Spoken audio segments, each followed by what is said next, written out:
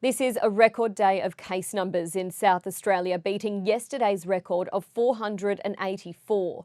Authorities say only 13% of the population is not vaccinated, but they're overrepresented, making up 50% of yesterday's cases.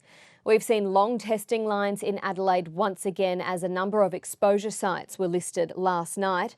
Authorities hope to ease the pressure on testing sites, so they've changed the rules for close and casual contacts. A close contact now only has to get an initial test and then another on the day before they leave quarantine. So if they're vaccinated, that'll be on day 6. If they're unvaccinated, that will be on day 13. Casual contacts now only have to have a PCR test if they develop symptoms.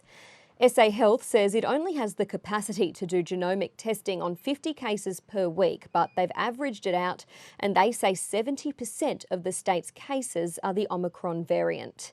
As a result of today's 688 new cases, authorities are asking businesses to direct staff to work from home where possible, and they've also decided to postpone the planned easing of restrictions on the 28th of December.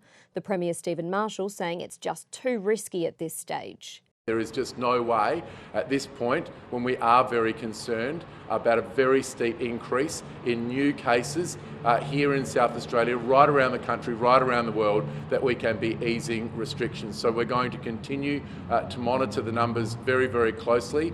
Authorities say they're watching the situation closely to decide if there will be further restrictions in the coming days, and they aren't ruling anything out, but at this stage they plan on keeping the borders open.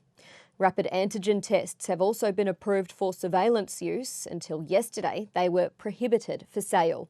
And SA Health says it's also reconsidering the requirement for travellers from New South Wales, Victoria and the ACT to get a PCR test within 72 hours of arriving in South Australia. They understand this is adding to testing line pressures interstate, and they hope to be able to remove that requirement when appropriate.